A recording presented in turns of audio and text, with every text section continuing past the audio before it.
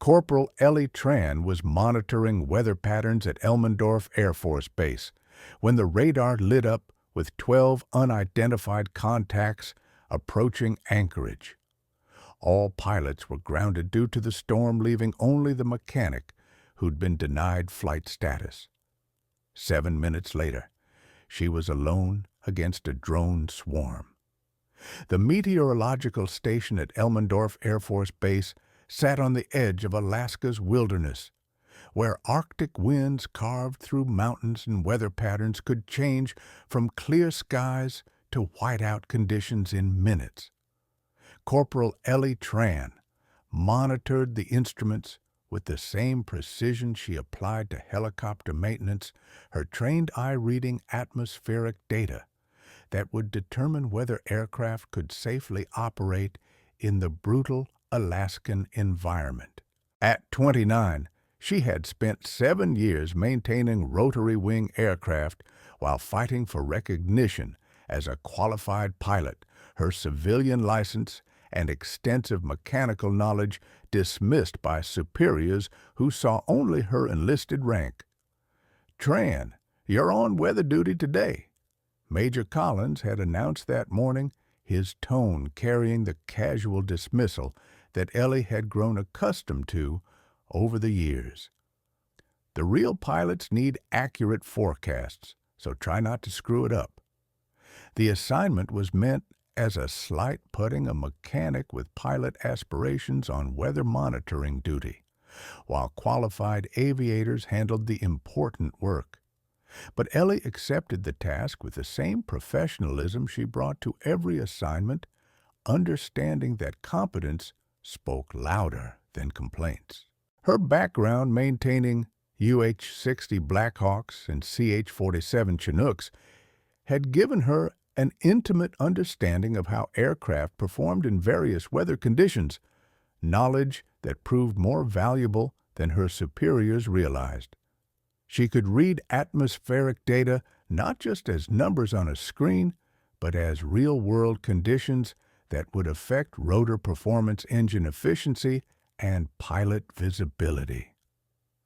Storm front moving in from the northwest, Ellie reported over the radio, her voice steady, despite the frustration of being relegated to support duties. "Visibility dropping to near zero, winds gusting to 45 knots. Recommend grounding all flight operations." Her recommendation was accepted without acknowledgement, the pilots trusting her technical assessment while continuing to ignore her qualifications to join them in the cockpit. The crisis began as a routine weather update turned into something far more sinister. Ellie's radar screen, normally showing only weather patterns and friendly aircraft, suddenly displayed 12 fast-moving contacts approaching from the Bering Sea, unidentified aircraft flying in formation toward Anchorage's civilian airport. "Control, this is Weather Station." Ellie transmitted, her voice tight with concern. "I'm showing 12 bogies inbound to Anchorage bearing 270 speed 400 knots. They're not squawking IFF, and they're not on the flight plan." The response from air traffic control was immediate and alarming. "Weather Station, we confirm your contacts. All military aircraft are grounded due to weather conditions. We have no assets available to intercept." The realization that 12 unidentified aircraft were approaching Alaska's largest city with no military response capability available sent shockwaves through the command structure. The storm that had grounded all military flights was now providing cover for what appeared to be a coordinated attack on civilian targets. "Sir, we need to scramble fighters," urged Captain Rodriguez in the control tower, his voice carrying the urgency of someone who understood the implications of the approaching threat.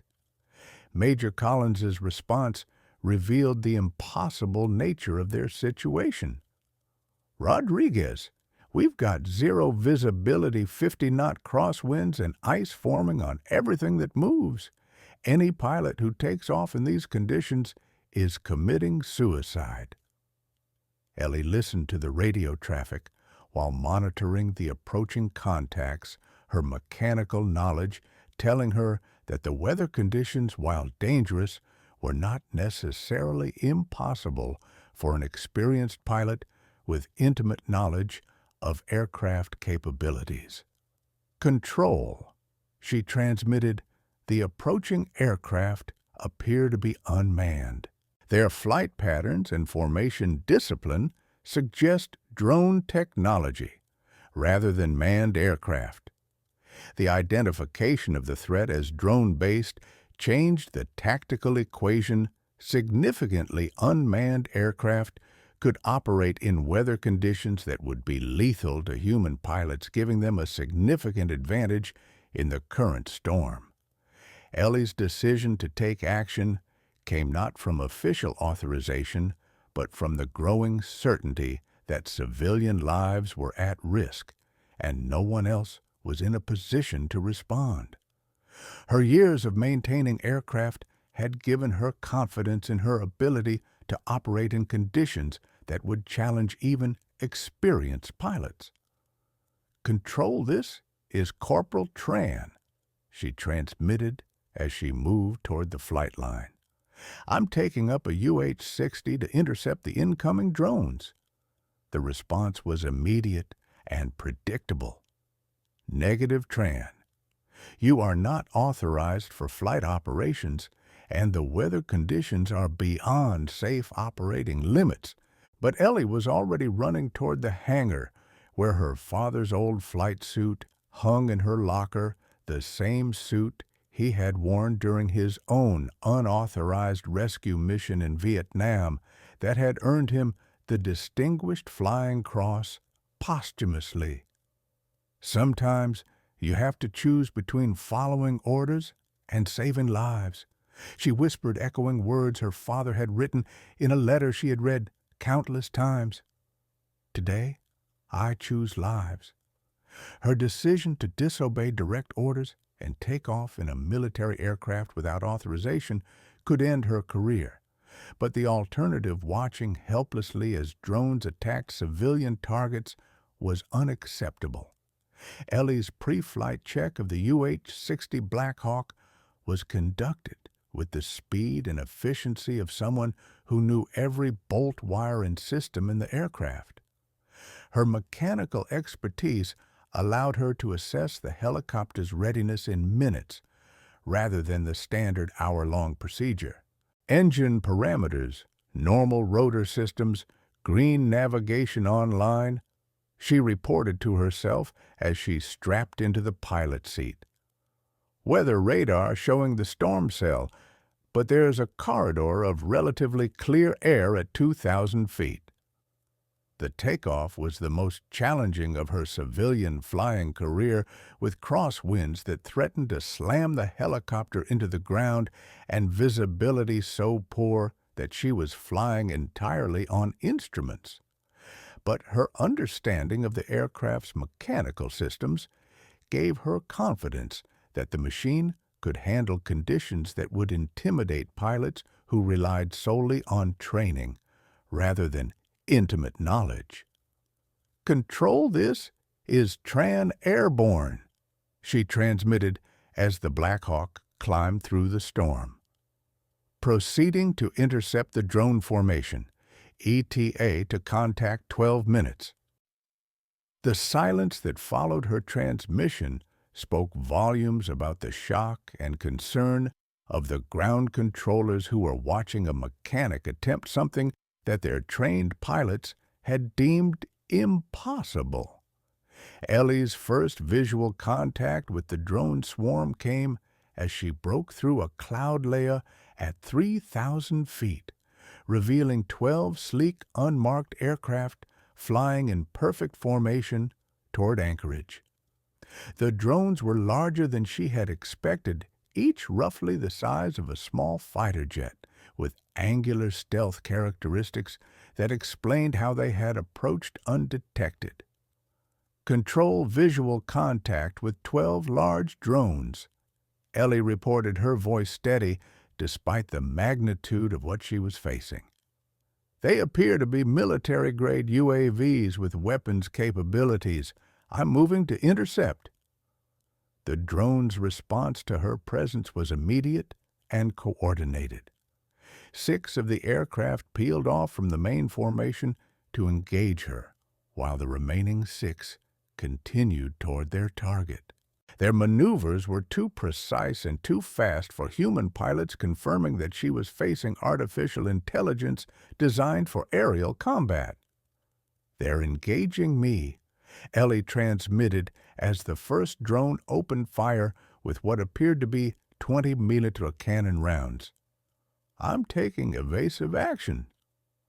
Her mechanical knowledge of the Black Hawk's capabilities allowed her to push the helicopter beyond its normal operational limits, using rotor dynamics and engine performance characteristics that she understood better than any pilot who had learned to fly without first learning to fix. The dogfight that followed was unlike anything in military aviation history. A single helicopter pilot with no combat training, facing 6 advanced combat drones in weather conditions that should have made flight impossible. Ellie's survival depended entirely on her ability to outthink artificial intelligence, using human intuition and mechanical expertise.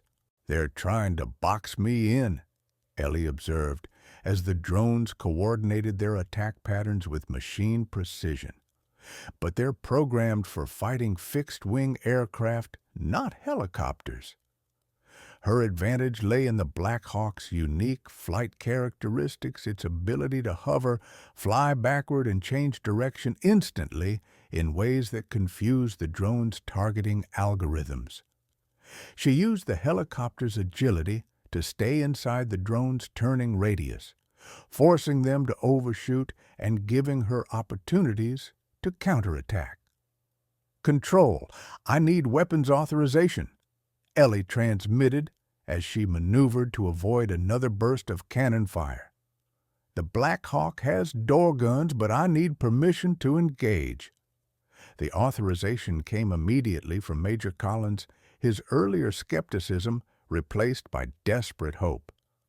"Tran, you are authorized to engage hostile aircraft.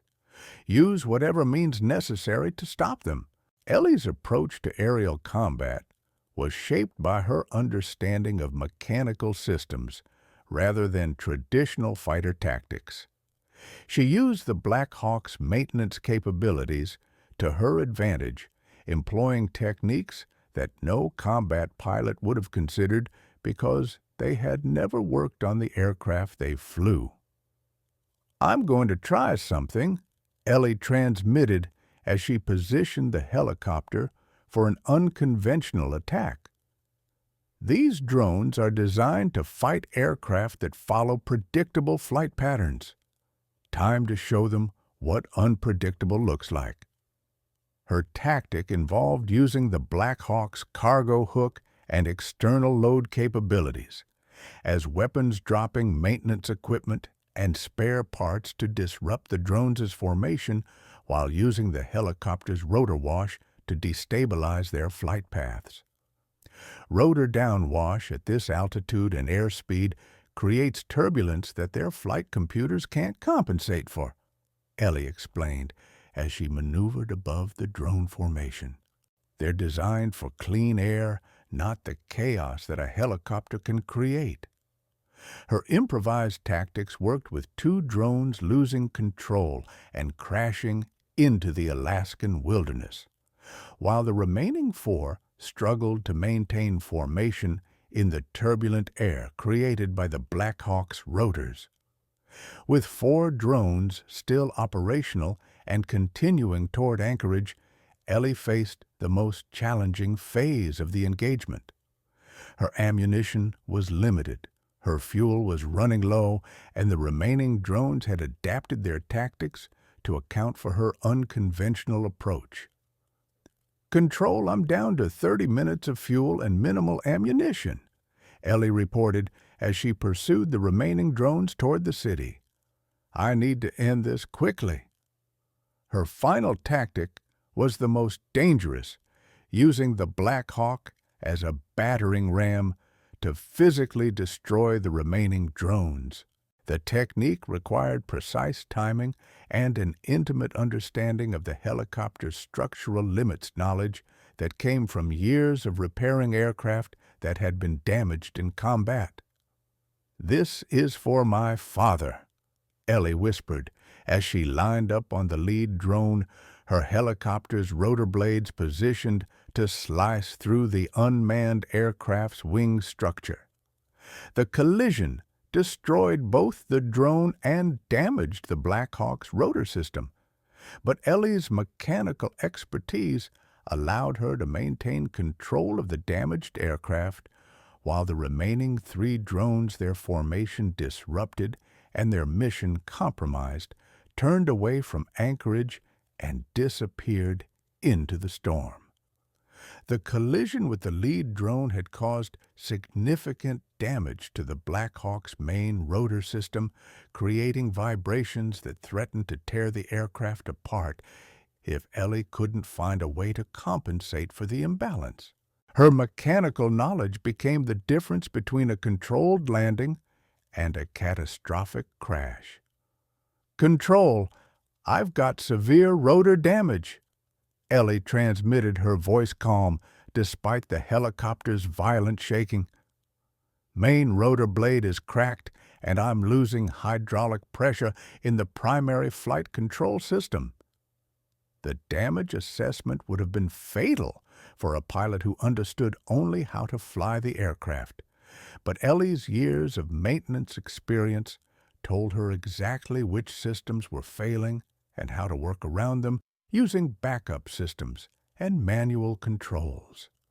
Switching to manual flight controls, she reported as she began the complex process of flying a damaged helicopter using techniques that weren't taught in any flight school. "I can maintain control, but I need to find a landing site immediately." The storm that had provided cover for the drone attack now became Ellie's greatest challenge as she struggled to find a safe landing area while fighting to control an aircraft that was barely holding together. Her mechanical intuition told her that the rotor system had maybe 10 minutes before complete failure. "There," she said, spotting a small clearing in the forest below. "That'll have to do." Ellie's emergency landing was a masterpiece of mechanical knowledge applied under extreme pressure. She used her understanding of rotor dynamics and autorotation principles to bring the damaged Black Hawk down in a controlled crash that preserved both the aircraft and her own life. "Autorotation entry," she announced as she began the complex procedure of landing a helicopter with no engine power, using the rotor's momentum to control the descent. Rotor RPM holding descent rate manageable. The technique required perfect timing and an intimate understanding of how the helicopter's systems work together, knowledge that came from years of studying maintenance manuals and repairing aircraft that had been damaged in similar situations. Flare at 50 feet. Ellie continued her commentary as much for her own focus as for the controllers who were listening. Touchdown in 3, 2, 1. The landing was hard but survivable, with the Black Hawk's skids digging into the frozen ground as the damaged rotor system finally gave way completely.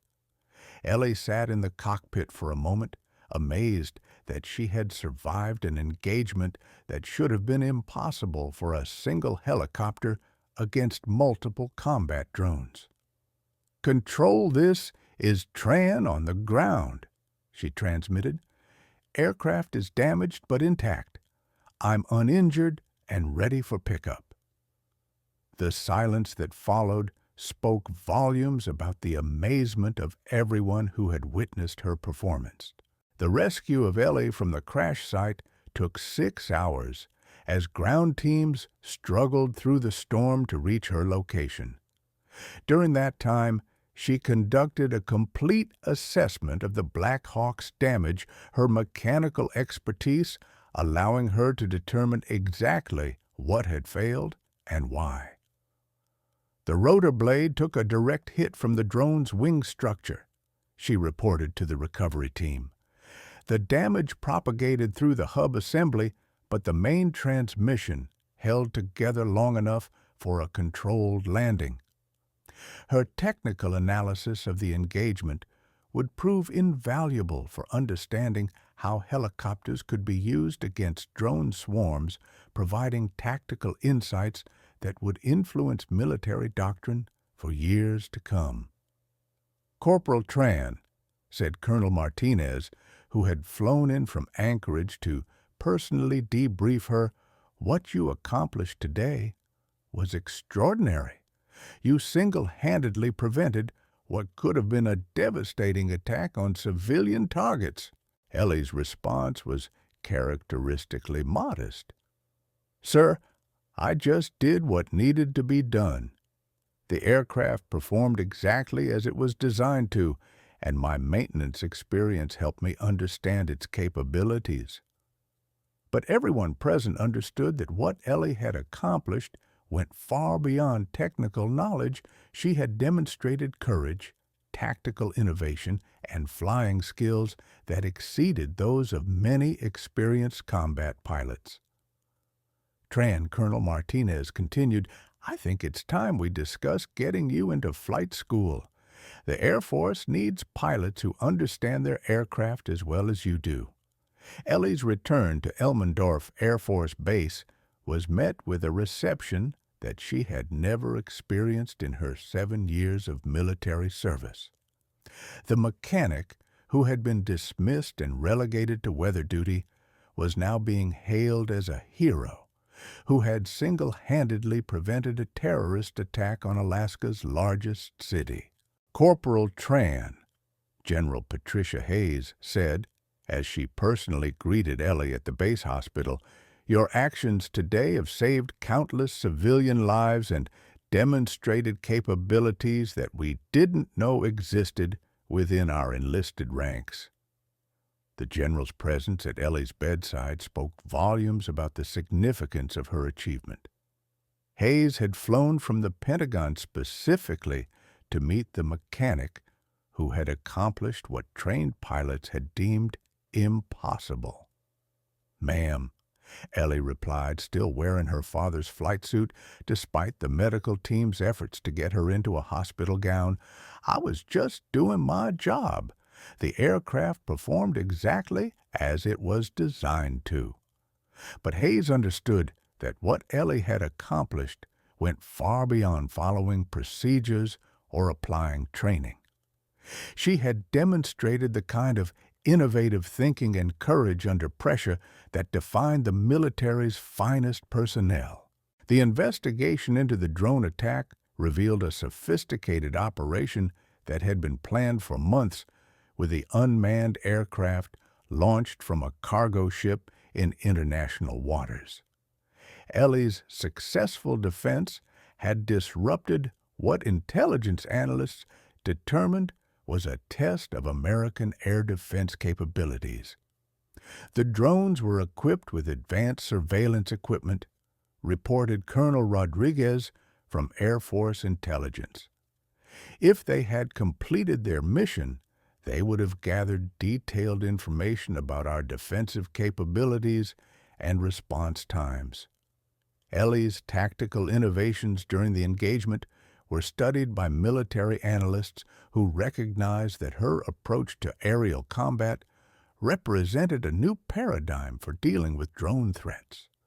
Her use of helicopter-specific capabilities against fixed-wing drones had revealed vulnerabilities in enemy systems that traditional fighter tactics couldn't exploit.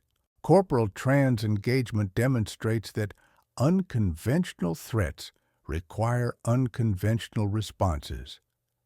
The intelligence report concluded. The offer of flight school came with immediate promotion to staff sergeant and assignment to the Air Force's most advanced helicopter pilot training program.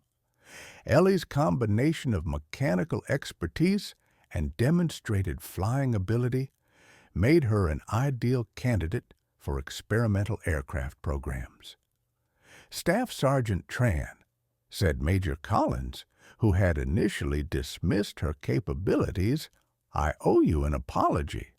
Your performance today has shown me that competence comes in many forms, and I was wrong to judge you based on your job title rather than your abilities." Ellie's acceptance of the flight training assignment came with one condition: she would continue her mechanical work alongside her pilot duties, understanding that her technical knowledge was as valuable as her flying skills. "I want to help train other pilots to understand their aircraft the way I do," Ellie explained. "The best pilots are those who know how to fix what they fly." Ellie's experience led to fundamental changes in how the Air Force approached pilot training, with her methods being incorporated into curricula that emphasized mechanical understanding alongside flying skills. Her demonstration that maintenance knowledge could enhance pilot performance challenged traditional assumptions about the separation between technical and operational roles. Staff Sergeant Tran has shown us that the best pilots are those who understand their aircraft as systems rather than just vehicles, explained Colonel Sarah Chen, who oversaw the implementation of new training protocols. Her approach to aerial combat was successful because she knew exactly what her helicopter could and couldn't do. The new training programs required all pilot candidates to complete extensive mechanical training, giving them the same intimate knowledge of aircraft systems that had made Ellie's performance possible. Her techniques for using helicopter-specific capabilities against drone threats became standard tactical doctrine. "We're not just training pilots anymore," Chen continued.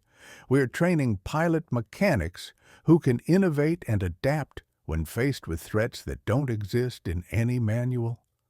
Ellie's combat techniques were analyzed and refined by military tacticians who recognized that her approach represented a new form of aerial warfare. Her use of rotor wash cargo hooks and unconventional maneuvers had revealed possibilities that traditional fighter tactics couldn't address. The Tran maneuvers, as they became known in military circles, were incorporated into helicopter combat training worldwide. Her demonstration that helicopters could effectively engage fixed-wing aircraft under specific conditions changed how rotary-wing aircraft were employed in combat situations. Staff Sergeant Tran proved that helicopters aren't just transport and support aircraft, observed General Hayes during a briefing to NATO commanders. In the right hands with the right knowledge, they can be formidable combat platforms. For Ellie, the most meaningful recognition came not from official commendations, but from the knowledge that her father's legacy had inspired her to act when it mattered most. The flight suit she had worn during the engagement became a symbol of the connection between generations of military aviators.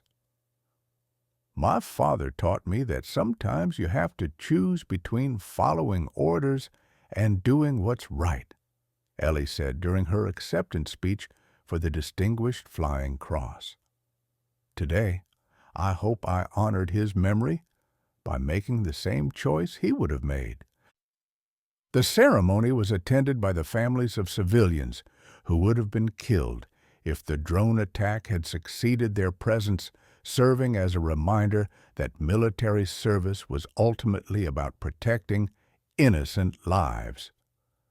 Heroes aren't born, Ellie concluded her speech. They're ordinary people who choose to act when extraordinary circumstances demand it.